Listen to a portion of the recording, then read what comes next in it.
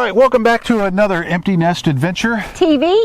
Last time you left us, we were at Camping Tirana, just outside of Tirana, Albania. Yep. Tirana is the capital of Albania.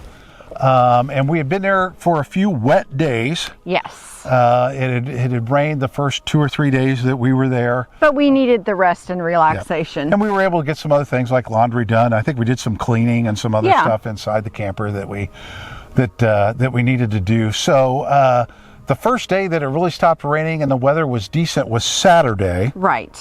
One of the things that we really wanted to do while we were over here was visit a market. Christmas market. Winterfest market, Christmas market, whatever they have different names for it.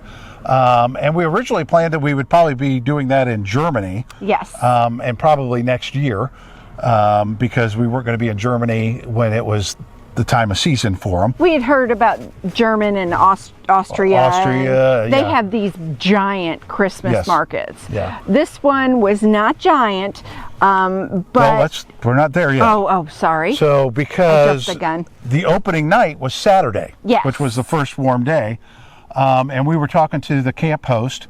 Her name was Rita, by the way, which is also my mother's name, so that was easy to remember. But she had said that we might want to think again about going on opening night just because of how busy it would be and us not knowing what we were doing. So we decided, okay, well, we'll go on Sunday instead. So I took the Saturday and I got the drone out and did some footage there at Camping Tirana over the lake and some other stuff. So highly recommend. Yes. So I may cut us off and do some music montage of it or something at this point too. So I don't know. We don't know what happens until I get into the edit room.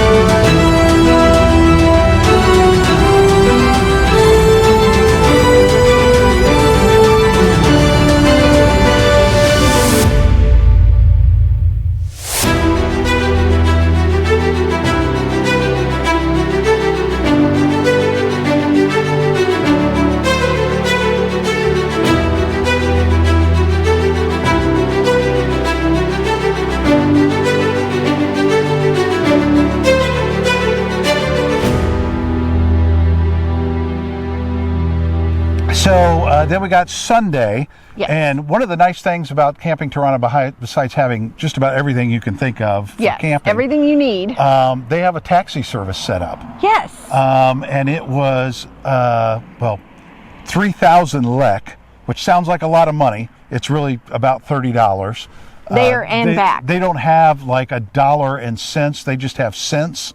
So 100 lek, which we would call a dollar, is 100 lek. That's just how they do their currency here. Right. So, but for the $30, they come pick us up, take us down there, establish a meeting point and a time to come pick us up, and then bring us back. Yeah. All for that price. So it was very economical, because that was a fraction of what the Uber was in Germany. Yes, and we didn't have to do the crazy downtown driving during the Christmas market. So so as we were as we were being driven down to the market area, we learned a little bit about the driver. Yes. And a little bit about Albania, that was really the kind of things that we like to do. Yes, we love it. Is learning about living here. He and his brother do the taxi service, and his brother was going to be picking us up. Yes. So one guy was driving us out, one guy was driving us back. He just kind of told it. We didn't really ask a lot of questions. He just really talked to us a lot, and we had some follow-up questions. Albania is really an interesting country, not just because of coming out of communism like it has, 20, 30 years ago, and being a very capitalistic place. Very capitalistic. It's also the rest of their culture was very interesting because he was a branch of Muslim, right? That was there. And he listed off like 3 other religions that are the major religions, but he said it doesn't matter. There's Christian, there's an Orthodox, there's Muslim, and then there's something. It started with a B. Yeah, like Blockside or something like that. Yeah, that is a different Muslim. Yes, a less strict. Because he introduced himself as, yes, I'm Muslim, but I drink wine and beer. Yes, so that kind of puts him in that other category. Yeah. And the amazing thing, they pride themselves on being religiously friendly to all religions, and that they all get along. And if you know anything about a Muslim country, I did from being in my time in Saudi Arabia, they have prayer calls, big towers that play the prayers. I think it's 4 or 5 times a day, that a call to prayer for the Muslims. And then here, the church bells, they go off. Some churches are every half hour, some are every hour. But he told us that because they get along so well, and because they make such an effort to get along, that if the call to prayer and the church bells are supposed to go off at the same time, one will wait for the other to finish and then go. Yeah. So it's a very, they've found a very happy medium. Yeah, he even said that he wished more people knew about this in Albania, because they could be an example for the rest of the world on getting along. Because he basically said, he goes, I got friends in all the other religions, and we just all get along and we have a good time. And he told us a little bit other that in Albania we were learning from him and some of our other people that we run into is that they're very free and individualistic. Individualistic. Yeah, they like to be individuals. And he talked about how sometimes, that if you want to do something and it's, the government doesn't really accept it, well, you just kind of do it anyway, and just, you don't If they come around, you might pay them a little. And from our trip down to downtown Tirana, I can tell that they're very free with their driving. It's kind of, everybody. But he did say the scooters, there are scooters everywhere in Europe. There weren't any scooters, the motorized scooters. Yeah, little scooters. Yeah. And he said that the police came and confiscated all of them. Mind you, Albania is pretty small. Yeah. But the police came and took them all and stopped because they didn't have any laws for it, and little children were riding through the streets with no restrictions and getting hit by cars and things. Yeah. When he talked about it, the reason that they cracked down on it is kind of a temporary thing, but it was because children were getting hurt and getting hit by cars and things like that. So they came and had snapped it up and stopped the sale of it and stopped the rent of it until they get the laws figured out. Yep. And so he kind of circled the area where the winter market or Christmas market was before he dropped us off. Yeah. And then we scheduled a time for him to come pick us back up. For his brother. And, for his brother to come and pick us up. Who was a police officer. Yes, yep. So actually the first thing we went and did was we went to a nearby ATM and got us some money. Got some money because we knew we were going to be spending some there at the winter market. And then we stepped into the market and they had a big countdown thing for 2026. And we did a little welcome video there, and we'll show that to you now. Yes. Welcome to Tirana, Albania. Yes. It's not always this festive, we're told. Pretty close, but not always this festive.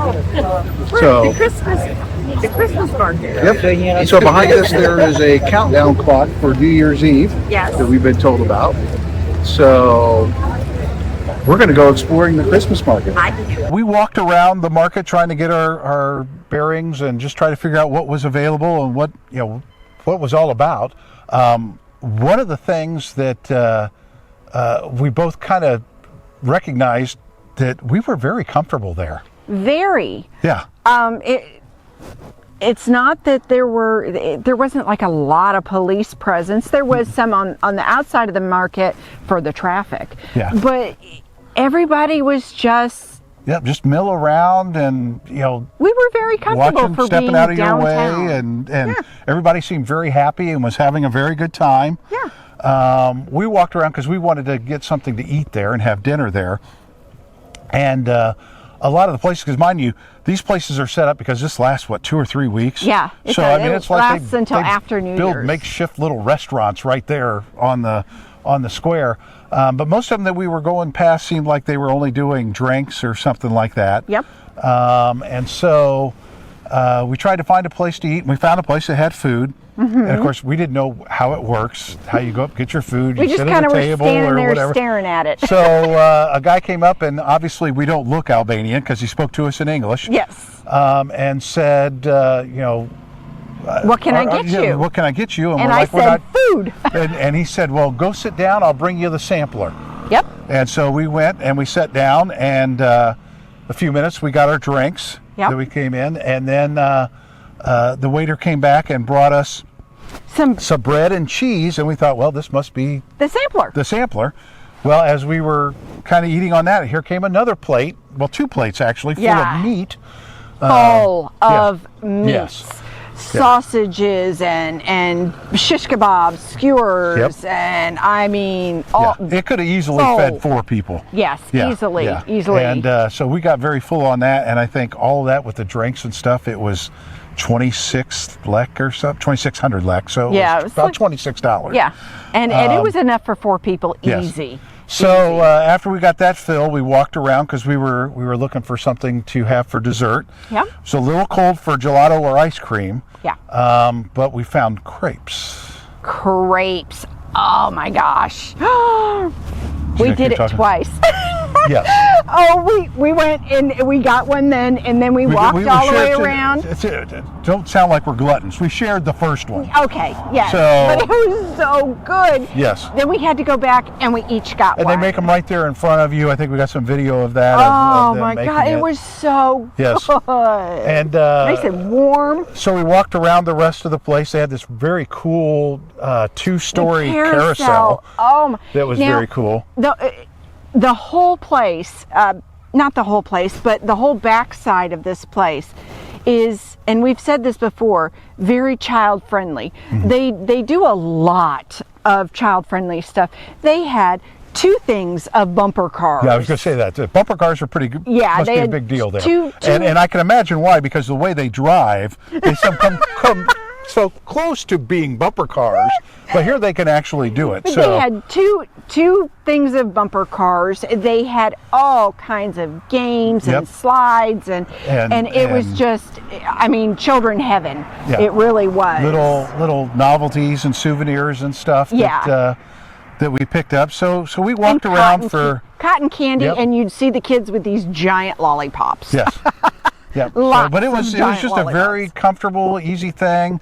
They had very cool light displays, like that big light reindeer. Oh my gosh, that was my favorite. That was honestly my favorite. And it had like this little I Heart T for Tirana thing that you stood in front of too. So they had some very nice, cool things, and I mean, like I said, we just felt very comfortable there. The carousel.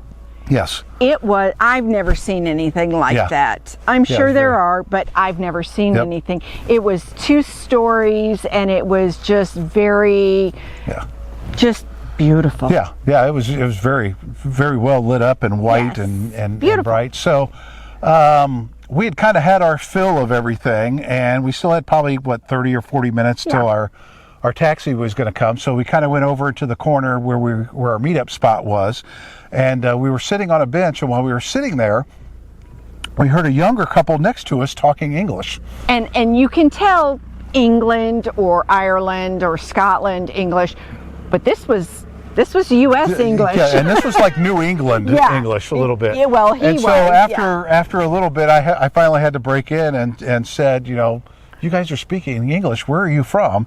And he was from Boston, but was it his parents that lived in Tirana? Yes. And she was from in New England. I thought she was Minnesota, Wisconsin. I thought she was in New England area too. So we sat there and we talked to them for a little bit, and they gave us a little bit more insight on his family Albania. is Albanian and has he has all kinds of family and stuff.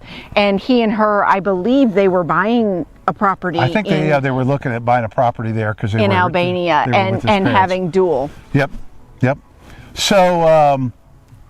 So we talked to them until we had to go and wait for our taxi, and the traffic did not ease at all. No. Thank God I wasn't driving, because I wouldn't.